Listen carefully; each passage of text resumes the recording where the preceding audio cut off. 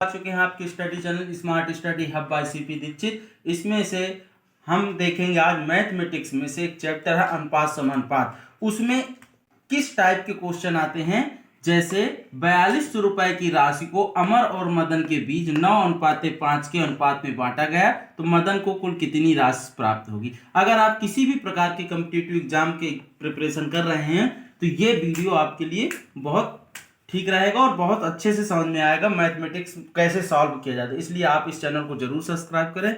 हम इस चैनल में जीके जीएस और मैथमेटिक्स कॉम्पिटिटिव एग्जाम में आते हैं उनको कवर करते हैं, ठीक है। तो आप जरूर देखें, अगर एक एक वीडियो आप देखते रहेंगे तो आपकी तैयारी बहुत अच्छे तरीके से होती रहेगी। जैसा कि ट्रिक में मैं समझाऊंगा कि इस टाइप के क्वेश्चन को ट्रिक में कैसे सॉल्व करते हैं, ठीक है। वीडियो को पूरा देखिएगा, अंत तक जरूर बने रहिएगा, ठीक। यदि कोई राशि पी को, राशि क्या है, पी को ए और बी के अनुपात, ए और बी के बीच एम और एन के अनुपात पे बांटा जाए तो ए का भाग, चूंकि ए का भाग तो ए का अनुपात एम है, M by M plus N into P. P क्या है, कुल राशि, जिस राशि को बांटना है, ठीक। बी का भाग तो N by M plus N गुणे पी। ए तथा बी का अंतर तो एम और एन का अंतर, एम प्लस एन गुणे। अब इसी ट्रिक के आधार पर हम इस क्वेश्चन को सॉल्व करेंगे और किस किस टाइप के क्वेश्चन पूछ सकता है वह भी हम एक ही क्वेश्चन में कवर कर देंगे आपको। देखो, 4200 रुपए की राशि को अमर और मदन के बीच 9:5 के अनुपात पे बांटा गया तो मदन को कुल कितनी राशि प्राप्त हुई। तो मदन, ये मदन है, ठीक, मदन का अनुपात, कुल राशि कितनी है 4200 रुपए, ठीक है। मदन को प्राप्त धनराशि, मदन को प्राप्त धनराशि, ठीक। तो मदन का अनुपात, अमर का अनुपात 9 है, मदन का अनुपात 5 है, तो 5/9 प्लस 5।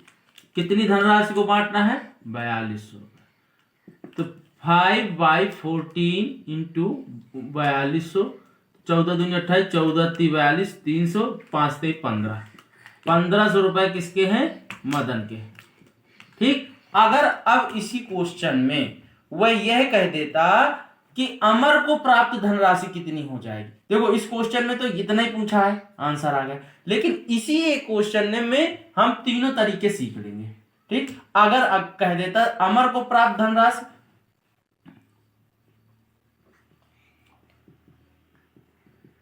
अमर का अनुपात 9 है, 9/9 प्लस 5, 4200, 9/14, 14 14 28, 14 3 42 3, तो 9 पना और 9 तिया 27, 27 तो धनराशि किसकी, अमर की। अब इसी क्वेश्चन में वह यह कह देता ए और बी का अंतर, ठीक। तो ए और बी का अगर हमें अंतर निकालना होता तो ये सब ना निकालते, सीधा सीधा क्या करते हम, ए और बी के अंतर में या अमर और मदन की धनराशि के बीच का अंतर, तो क्या कह रहा, इधर क्या कह रहा है, एम और एन का अंतर, तो 9 - 5/9 प्लस 5 इंटू 4200, 9 और 5 कितना घटाओगे इधर, तो 4 यहाँ पर 14, 4200, 14 34 28, 14 30 42, 3 और 4 3 12, 1200 रुपया अंतर आ जाता, इतने ही में ही ये आंसर आ जाता। अब देखो, इस ऐसे भी घटाओगे तो कितना आएगा तुम्हारा, अमर की धनराशि में मदन की प्राप्त धनराशि घटाओगे तो 1200 रुपया आएगा, 2700 में 1500 घटाओगे 1200।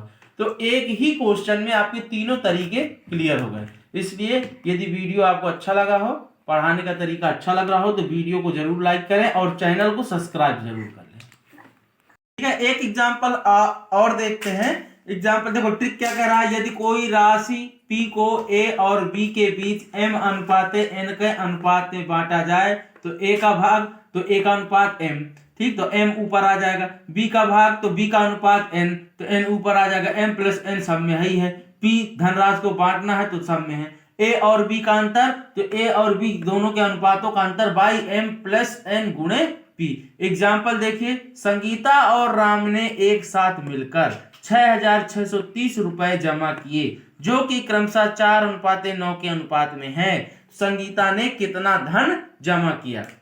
देखो, संगीता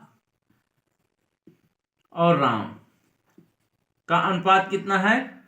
4:9। ठीक, 4:9। ये कह रहा संगीता ने कितना है, तो संगीता फर्स्ट में है ना, तो 4/9 प्लस 4/4 प्लस 9 इंटू कितने रुपए जमा किए? 6,630 रुपए। तो संगीता को कितना मिलेगा? संगीता का भाग, ठीक है, 4/4 9 प्लस 1 13 हो गए। ठीक, 4/13 इससे डिवाइड करोगे, सॉल्व करोगे तो आंसर कितना आ जाएगा? 2040 रुपये। इसको सरल आप कर सकते हैं। ठीक है, अगर इसी क्वेश्चन में कह देता कि राम का भाग बताओ, तो यहां 9 आ जाता। ठीक, अगर इसी क्वेश्चन में कह देता इन दोनों की धनराशि का अंतर, तो यहां पर क्या हो जाता?